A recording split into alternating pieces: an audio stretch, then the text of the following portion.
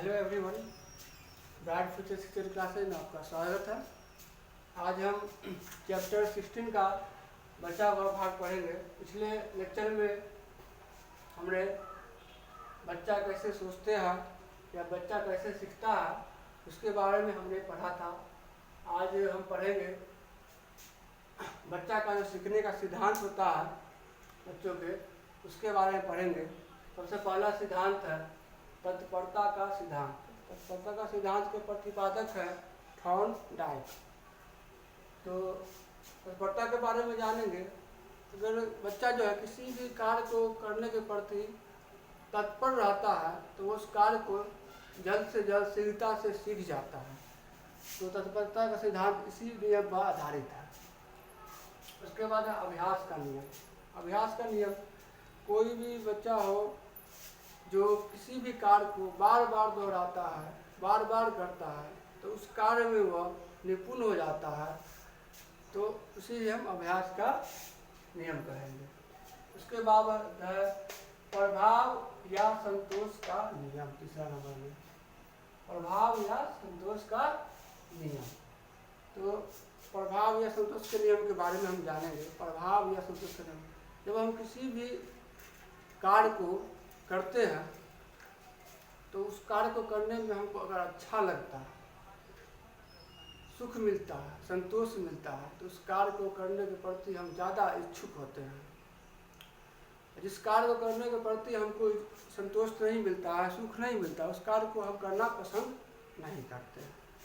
तो यहाँ प्रभाव के नियम से ये तात्पर्य है। उसके बाद है प्रबलन का सिद्धांत। प्रबलन का सिद्धांत यह कहता है, इसके जो है सो प्रतिपादक है C.L. हल, और ये तीनों के प्रतिपादक थॉर्नडाइक ही है। तत्परता का नियम, अभ्यास का नियम, प्रभाव से संतोष का नियम, ये तीनों का प्रतिपादक है थॉर्नडाइक। और प्रबलन का सिद्धांत का प्रतिपादक है C.L. हल।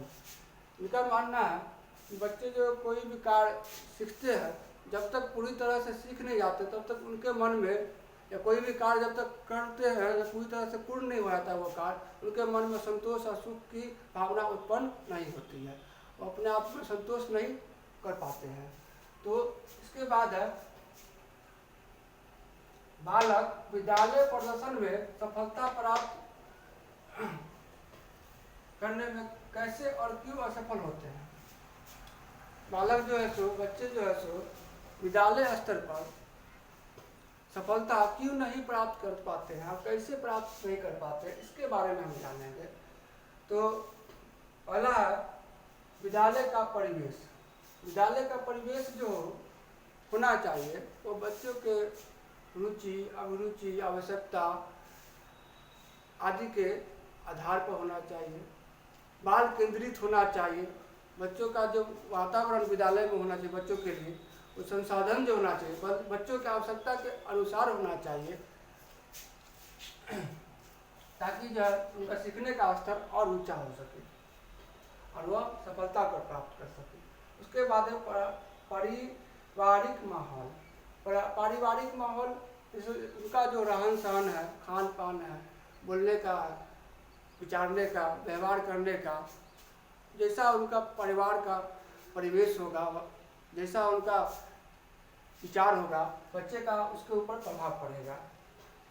उसके बाद आते हैं अभ्यास का अभाव। अभ्यास का अभाव, जैसे कि किसी भी कार्य को बच्चे जो बार बार करते हैं तो वो समान बच्चे से भी वो एक तरह से उस कार्य में निपुण हो जाते हैं। उनके अंदर उस कार्य के प्रति एक कौशल आ जाता है। जब बच्चे अगर अभ्यास नहीं करते हैं तो समान से समान काम भी उनके लिए कठिन हो जाता है। तो अगला है पॉइंट है अभिरुचि एवं जिज्ञासा की कमी। किसी भी कार्य को करने से पहले उस कार्य के प्रति बच्चों में अभिरुचि होना सबसे ज़्यादा जरूरी है, अरुचि होना बहुत ही जरूरी है, और उस कार्य के प्रति जो है जिज्ञासा होना सबसे ज़्यादा जरूरी है। तभी वो कार्य करने में, सीखने में सफल हो पाएगा। ऐसे हम आसान भाषा में कहते हैं कि बच्चे को जिस कार्य में दिल लगे उसी कार्य को करने के लिए दिया जाना चाहिए। उसके बाद है स्वास्थ्य। बच्चे का जो स्वास्थ्य होता है वह सीखने के क्रम में काफ़ी प्रभावित करता है। जैसा उसका स्वास्थ्य होगा वैसा ही उसका सीखने का स्तर आगे बढ़ेगा। अगर उसका स्वास्थ्य अगर अच्छा नहीं होगा, उसका सीखने का जो स्तर है वो नीचा होगा। आगे आते हैं कक्षा वर्ग का वातावरण। कक्षा वर्ग का वातावरण स्वच्छ होना चाहिए, शांत होना चाहिए, ना कि उसमें शोरगुल हल्ला होना चाहिए, अनुशासन में बच्चे हो, यही सब होना चाहिए। उसके बाद शिक्षण विधियाँ एवं युक्तियाँ। शिक्षण विधियाँ सरल और रोचक होनी चाहिए, बच्चों की आवश्यकता और रुचि के अनुसार होनी चाहिए।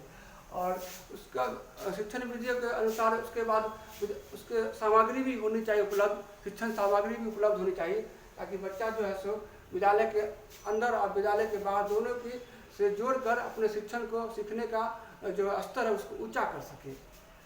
उसके बाद है प्रेरणा एवं मार्गदर्शन का अभाव। बच्चे को हमेशा प्रेरणा से जुड़े हुए चीज़ों के बारे में बताना चाहिए, ताकि वो सीखने के प्रति अपना उस स्तर को निखार सके। और उसको मार्गदर्शन, अगर बच्चा किसी चीज़ को सीख रहा है तो माता पिता को, शिक्षक को चाहिए कि उसको मार्गदर्शित करें, ताकि वो और अच्छा उस क्षेत्र में करे। उसके बाद आते हैं पढ़ाई के दौरान विद्यालय से भाग जाना।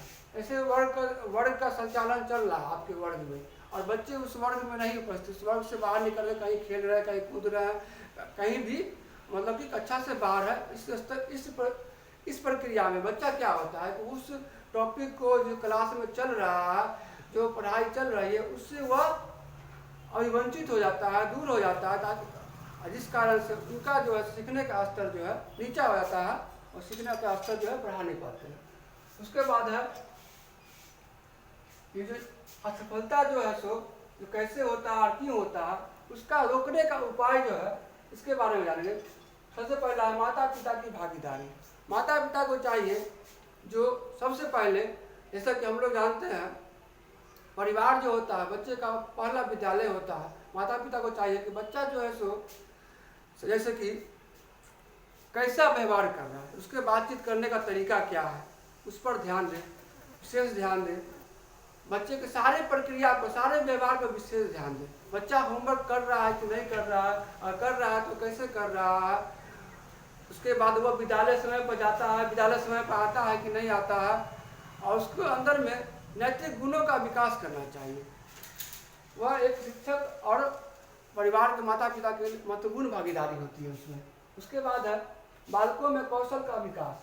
बालकों में कौशल का विकास कैसे होगा? बच्चा जो विशिष्ट क्षेत्र हो या किसी भी क्षेत्र में अगर वो अच्छा करता है तो चाहिए कि अगर वो पढ़ने या सीखने के क्षेत्र में या किसी भी क्षेत्र में या विज्ञान के क्षेत्र में या गणित के क्षेत्र में अगर अच्छा करता है तो उससे चाहिए कि माता पिता शिक्षक को उससे प्रोत्साहित करे, अभिप्रेरित करे कि वो और अच्छा करे और अच्छा से सीखे उसे, ना कि उसके प्रति नकारात्मक भाव उत्पन्न करे। उसके बाद उच्च अभिप्रेरण स्तर। अभिप्रेरणा का जो स्तर है उसको वो ऊंचा करे, खासकर उसमें जो है इसमें अभिप्रेरणा का स्तर में विद्यालय स्तर पर होता है। विद्यालय स्तर पर जो है सो अगर बच्चा अच्छा करता है तो उसके माता पिता का भी स्तर ऊंचा होता है, उसका उनके प्रति मनोभाव जो है, बच्चे का जो मनोभाव होता है वो सकारात्मक होता है। और बच्चे के जो माता पिता होते हैं बच्चे के प्रति जो है सो गौरवपूर्ण भाव उत्पन्न करते हैं। वो सोचते हैं कि हमारे बच्चा सफल हो रहे हैं, वो उनको अच्छा लगता है। तो इस तरह से आज आपका 16 जो है सो चैप्टर समाप्त हुआ CDP का। अगर इस चैप्टर में आपको इस टॉपिक में कोई भी अगर एक भी वर्ड अगर अच्छा लगा हो तो चैनल को सब्सक्राइब करें और वीडियो को लाइक करें और बेल आइकन को क्लिक करें। वीडियो देखने के लिए धन्यवाद।